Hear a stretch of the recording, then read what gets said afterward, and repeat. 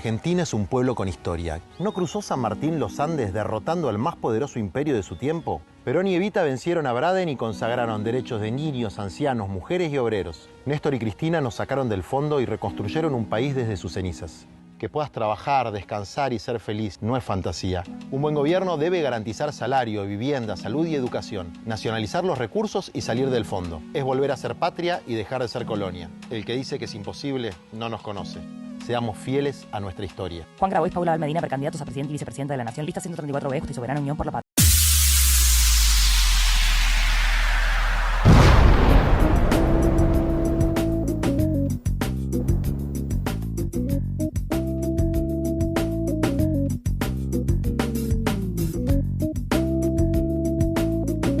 Seguimos en esto que es Generación Política y estamos acá en nuestro canal de YouTube. También nos podés escuchar por radio, en Radio Nacional Mercedes Sosa, todos los jueves desde las 16 horas y en nuestro propio portal www.generacionpolitica.com.ar.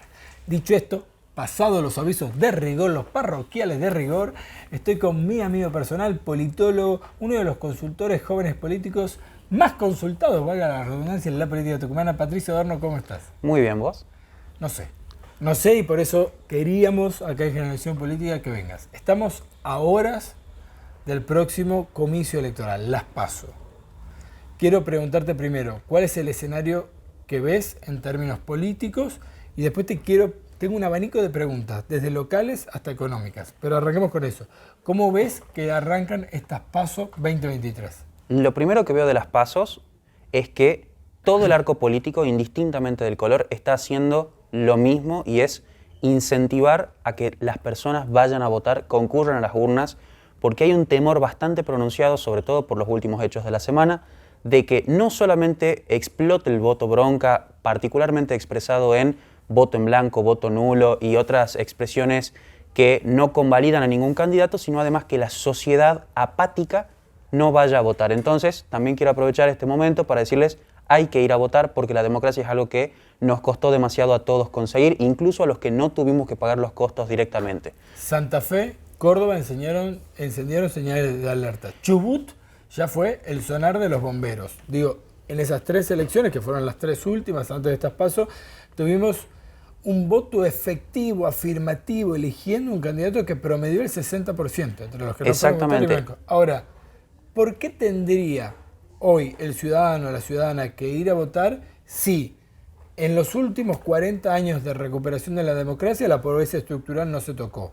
Si en los últimos dos gobiernos nacionales, uno cambiemita y el otro patriota, el poder adquisitivo de los y las trabajadoras ha empeorado sistemáticamente. Digo, ¿cuál es el incentivo hoy para ir a votar? En definitiva, el incentivo es comprometerse con las decisiones que se van a tomar, independientemente de si estás de acuerdo o no con los candidatos que se presentan, porque en el fondo, y esto es una frase que no es de un peronista, pero que quizás es mucho más progresista que muchos candidatos peronistas que están hoy en la palestra, con la democracia se come, se educa y se cura. Y creo que, en definitiva, la salida es democrática, la salida de los problemas es democrático y la salida no es con menos participación, sino que es con más participación. Es con más participación de la ciudadanía, con más participación de la política, con una renovación bastante importante, sobre todo de la oferta política, que en definitiva, creo yo, es uno de los condimentos que cada vez menos atraen a la participación, porque la oferta está restringida y está quedando hasta con sabor a viejo. Ahora, esta elección es netamente presidencial. Digo, no se está discutiendo a lo ancho y largo de la Argentina los candidatos locales a ocupar escaños nacionales. No se discuten diputados, no se discuten senadores, no se discuten parlamentarios de Mercosur. Se ha presidencializado mucho esta elección. Y en eso no hay una renovación. Digo, ninguno de los candidatos es renovación. Digo, Sergio Tomás Massa no representa la renovación, quizás Juan Grabois un poco sí, y después la pandilla de Don Gato, ¿no? Que Horacio Rodríguez Larrata y Patricia Bullrich. Lara Bullrich Pueyrredón, tampoco es una renovación, digo, tiene 2 siglos. Me parece que la ciudadanía está encendiendo una luz de alerta y me pregunto si no es momento de empezar a pensar en construir otra democracia que no sea solamente una elección cada 4 años. Bueno, de hecho es uno de los grandes desafíos de la ciencia política, es cómo volver a democracias que cada vez le cuesta más estar cerca del modelo directo, volverle y darle instrumentos a la ciudadanía para que gestione los propios recursos de la democracia, y estoy hablando no solamente de los recursos económicos y físicos, sino también los simbólicos, para que los gestione de forma más directa en el compromiso con sostener la institucionalidad de una forma de gobierno que, como te decía al principio, creo que no es la perfecta, pero es lo mejor que tenemos hoy. Ahora, en ese esquema quiero pensar en Tucumán. En Tucumán tuvo un nivel de participación alto. Fue el alumno destacado. Fue el alumno destacado. No sé si récord, pero fue muy alto. Y con una performance del oficialismo tucumano, de los que hoy son los patriotas, de mucho cuerpo político. Sí. Ahora, ¿cómo se atraviesa esta instancia en Paso, en donde nadie espera repetir esa participación? No, los mismos candidatos de la lista oficial en la provincia de Tucumán, porque recordemos que para ambos candidatos dentro de la interna oficialista a nivel presidente, en la categoría presidente, los diputados son los mismos candidatos a diputados salieron a decir, y esta es una elección en la que la militancia se va a tener que mostrar porque va a tener que salir con tiza y carbón a hacer y a movilizar a la ciudadanía a que concurra a las urnas, admitiendo también una debilidad estructural del aparato político del oficialismo respecto de elecciones en las que no se juega la supervivencia política de cada uno de sus integrantes, sino que es más bien un mecanismo o un músculo político de cara a la negociación en el ámbito federal. En eso que hablábamos recién, ¿no? De cómo ahora podés hablarle al ciudadano y a la ciudadana pidiendo que participe, después de, como dijo Carlos I de Anillaco, si yo decía lo que iba a hacer no me votaba nadie, ¿no? Sí. Digo, cómo ahora también en este nivel también hay un contradiscurso, porque es a la misma dirigencia y a la misma militancia que hoy le estás pidiendo que active los resortes sociales de participación popular, es a la dirigencia que desdeñaste durante muchos años o que pervertiste. Sí, de hecho la perversión traída incluso desde la mercantilización de una actividad que es propia del compromiso ciudadano. Entonces, en ese sentido, y también te lo vinculo con una elección que vos mencionaste, que es la elección municipal de Córdoba, oficialismo y oposición en Córdoba llamaron a no votar en las elecciones solamente para hacerle un daño y un costo político electoral a la otra fuerza. En ese sentido, creo que la dirigencia política en particular se debe a sí misma un debate interno y una reflexión respecto de las estrategias válidas a la hora de enfrentar un proceso electoral, porque, como te decía, el problema no está en la demanda, porque vemos que la participación, el involucramiento de la ciudadanía no decae, de hecho, sobre todo se lo pone en tela de juicio a las juventudes participando. El problema es que no participan desde las instituciones que nosotros tenemos constitucionalmente consagradas como mecanismo de participación. Qué interesante. Porque es la oferta política la que no incentiva o motoriza o sabe canalizar la participación de la ciudadanía. Creo que es más, poniéndolo en términos de algunos de los candidatos, un problema de oferta que de demanda. Bien. Vuelvo a Córdoba en llamar a no votar y quiero establecer un paralelismo nacional, ¿no? Tradicionalmente uno presupone que al oficialismo o a los oficialismos les conviene la baja participación porque juegan con el caballo del comisario. Exactamente. La estructura propia que tienen les facilita que ante una baja de participación a ellos no les afecte tanto la no concurrencia porque naturalmente movilizan a su electorado por diferentes tipos de incentivos a que sufraguen a su favor y por lo tanto le cuesta mucho más. Que también nosotros lo vemos en la diferencia que obtienen los sectores opositores entre Paso y Generales. Son los que porcentual y nominalmente más crecen entre una elección y la otra. Ahora, se ha puesto al frente de el clamor por respetar la democracia y por pedir al ciudadano y a la ciudadana que se comprometa con el voto, se han puesto al frente los patriotas.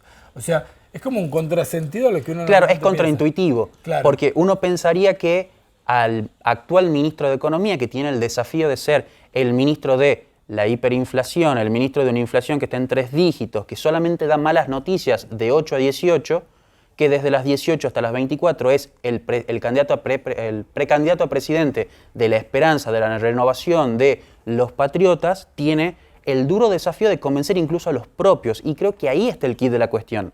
Hay un núcleo bastante importante dentro de la propia oferta de Unión por la Patria que no encuentra incentivos para ir a votar al propio candidato y que ahora intenta ampliar su base electoral, su base de sustento electoral con sectores medios abocados al centro, es decir, disputarle un poco más el espacio a la reta.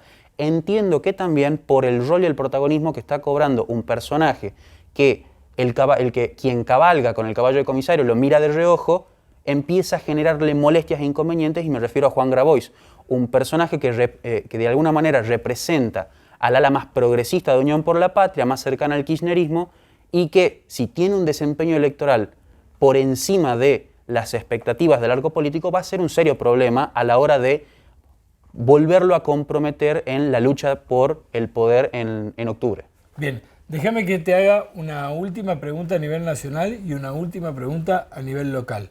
A nivel nacional, ¿crees que se mantiene la tendencia del 2021? Y quiero decir con esto que los cambiemitas tuvieron una performance electoral histórica bastante pareja en el 2021. O sea, no aumentaron el caudal de votos. Lo que pasa es que quien cayó mucho en caudal de votos fueron... el oficialismo. El oficialismo, ¿no? Unión por la Patria, el Frente de Todos. El Frente de Todos, Unión por la Patria ahora. ¿Vos crees que eso todavía no ha recuperado, los patriotas no han recuperado todavía la performance del 19? ¿Qué hay ahí? ¿La explicación? Creo que, de hecho, 2019 creo que es incluso un punto sobresaliente, digo, es un valor atípico dentro de lo que se podría esperar. Creo que las elecciones de 2021 serían, digamos, repetir el magro escenario electoral para Unión por la Patria de 2021 sería hasta una gran noticia, sería visto hasta con buenos ojos, porque creo que incluso están esperando un escenario mucho peor en cuanto a el nominal y porcentual de votos, y creo que también tiene que ver con esto de llamar masivamente a votar y que la participación no se caiga tanto. Y particularmente, hablando de participación, me parece importante ver el tema del voto en blanco, el voto nulo y el impugnado, porque también nos está marcando hasta dónde más se puede caer la legitimidad democrática de cualquier gobierno. Independientemente del camino que tome, si el 60% de la población, es decir, si 6 de cada 10 únicamente dieron su voto de confianza a alguno de los presidentes, de los futuros presidentes, hay 4 de cada 10 argentinos que ni siquiera decidieron involucrarse, y eso es un serio problema para la representatividad, porque afecta directamente al control institucional. Bien, te quiero hacer la última pregunta ahora en clave local. El peronismo parece atravesar a nivel local un paso de mando, ¿no? Digo, no solamente de gobierno, sino también de mando. Y hemos visto más actividad en el armado y en la estructura electoral y en intentar mover lo poco o mucho que se pueda mover de Osvaldo Jaldo que de Juan Mansur. ¿Es esto lo que se viene para el peronismo tucumano? Entiendo que el peronismo tucumano y el peronismo en general tiene una gran facilidad a la hora de, y supongo que tiene que ver con su propia estructura fundacional, de encolumnarse detrás de la persona que detenta el poder. Y Juan Mansur está atravesando una época en la que día a día pierde más poder y es transferido ese poder. Yo entiendo que el poder es como un elemento limitado, no todo el mundo tiene poder, hay una cuota estándar, se va repartiendo entre los actores dependiendo del peso que tengan en el escenario, y creo que Osvaldo Jaldo, con cada día que se acerca a su asunción, tiene más poder y más atractivo para todo el armado peronista. Sin embargo, sí me parece, más que incluso dentro del peronismo, es más interesante saber cómo va a quedar la relación de fuerzas en la oposición de cara a la negociación para las próximas candidaturas a gobernador en el 27. ¿Quién va a partir desde una posición de poder y quién va a partir desde una posición más relegada, dependiendo del resultado de estas PASO? La oposición está jugando su conducción. La oposición está jugando la posición desde la que va a negociar la conducción en el 27.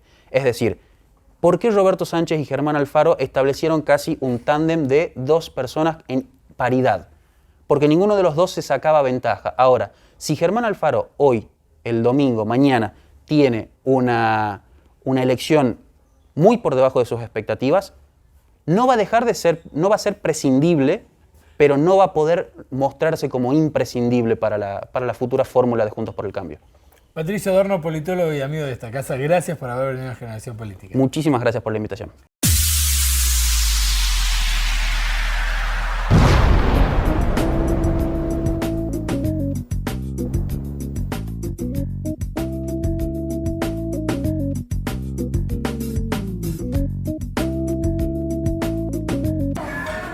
Programón en el día de hoy. Muchísimas gracias Juan Manuel Frangoulis, es su verdadero nombre, por haberme invitado a este programa donde aprendí muchísimo y sobre todo definí muchas cosas para hacer mañana en las urnas en el cuarto oscuro, que como se dijo en las elecciones, recuerde que a escuela de donde vaya a votar no la hizo un macrismo. No vamos a decirte a quién votar, aunque nos gustaría, nuestro corazoncito está muy claro dónde está. pero sí te vamos a instar a que defiendas la democracia, que es el mejor de los sistemas que supimos concebir, que es un sistema en el que podemos vivir en paz, en el que podemos expresarnos y en el que todavía podemos elegir aquello que creemos que es mejor para nosotros, nuestros hijos, nuestras hijas. Así que te invitamos a participar, a comprometerte con el destino, como decía Juan, de nosotros, de nuestros hijos y nuestra descendencia. Nos vemos el próximo jueves, nos escuchamos el próximo jueves en Radio Nacional Mercedes Sosa, como todos los jueves en la 98.7 desde las 16 horas, ya con resultado de paso puesto y en nuestro canal de YouTube todos los sábados.